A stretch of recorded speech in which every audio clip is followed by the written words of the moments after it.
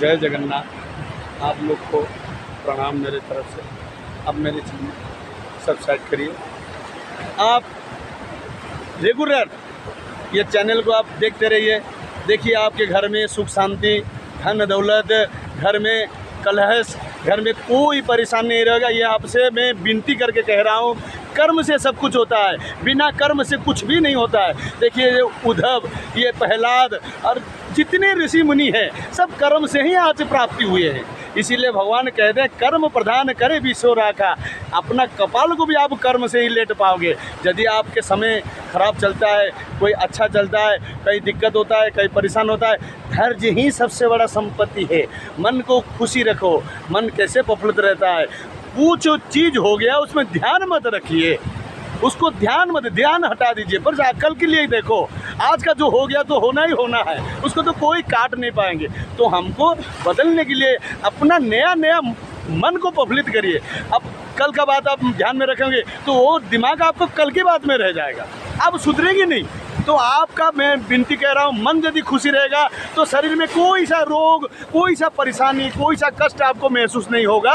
ये आपसे गारंटी दे रहा हूँ। मन चंचल तो कठौती में गंगा, मन तो चंगा नहीं है तो कठौती में कैसे गंगा बन जाएगा। तो इसीलिए आप लोग से विनती है, ये संसार में आप आए हैं कुछ करने के लिए। कुछ आप संसार में ऐसा करिए जो जगत आपको देखेगा। देखिए हम आप चप्पल नहीं पहनते, काहे चप्पल नहीं पहनते? तो सारे संसार में कोई भी हो, करोड़पति हो, अरबपति हो, चाहे भिखारी हो, चाहे गरीब हो, वो 1.5 किलो कि 700 कि 500 ग्राम का 70 किलो का वेट वो संभाल पाता है। एक चप्पल आपका वेट है 70 किलो, वो 70 किलो संभाल जाता है। कांटा गिरेगा तब भी वो चुकता है, गर्म है पाँव जल जाता है वो भी चुकता है। तो आप क्या है, जड़ के ऊपर निर्भर करते हैं। आप मानव का कर्तव्य नहीं करते हैं। मानव का कर्तव्य है किसी को दर्द मत देना, किसी को कष्ट मत देना, किसी को नाराज़ मत करना, किसी को परेशान मत देना, किसी को कोई आप बस ईश्वर है सब कुछ। ये सारे संसार में हकीकत सब ईश्वर ही है। ईश्वर तो सब में भरे हैं, कीटों में है, पतंग में है, पेड़ में है, पौधे में है, जल में है, पानी में है, आकाश में है, धरती में है। कुछ तो है ये संसार में, ये संसार में कुछ तो है। इसीलिए तो आप लोग जान पाते हैं देख कौन सा चीज़ अच्छा है, कौन सा चीज़ गलत है। तो इससे और बढ़िया चीज़ क्या जानते हैं आप खुद भी जानते हैं। दिन होता है, रात होता है, पानी गिरता है, ठंडी होता है, गर्मी होता है। तो इस चीज़ को महसूस करना आप जानते हैं। तो संसार में आप चप्पल हम नहीं पहनते, काहे नहीं पहनते?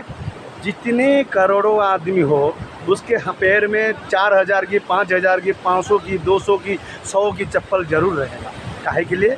वो खुद को सेफ्टी चाहता है, खुद मुलायम रहना चाहता है, खुद को कहता है मैं सूक्ष्म हूँ।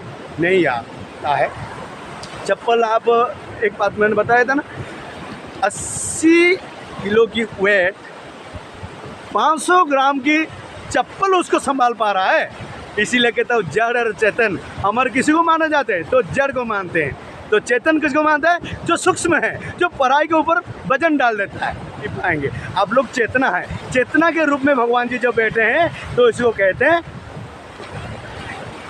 तो मानव का सबसे पहला चीज़ होता है चेतना। चेतना आपके अंदर है तो आप जान पाते हैं। जैसे आपको सुई लगने से आपको कष्ट होता है, आप एक पत्थर के ऊपर एक कुल्हाड़ी डालिए कि लोहा के कुछ भी डालिए, उसको दर्द नहीं होता। क्या है? वो अमर है, उसको कोई लेन देन नहीं, वो ऐसे पड़ा ही पड़ा है। हम जैसे अभी घर में पड़े रहेंगे तो हमको तकलीफ हो जाएगा, तबीयत खराब हो जाएगा। इसीलिए जड़ और चेतन में अंतर है।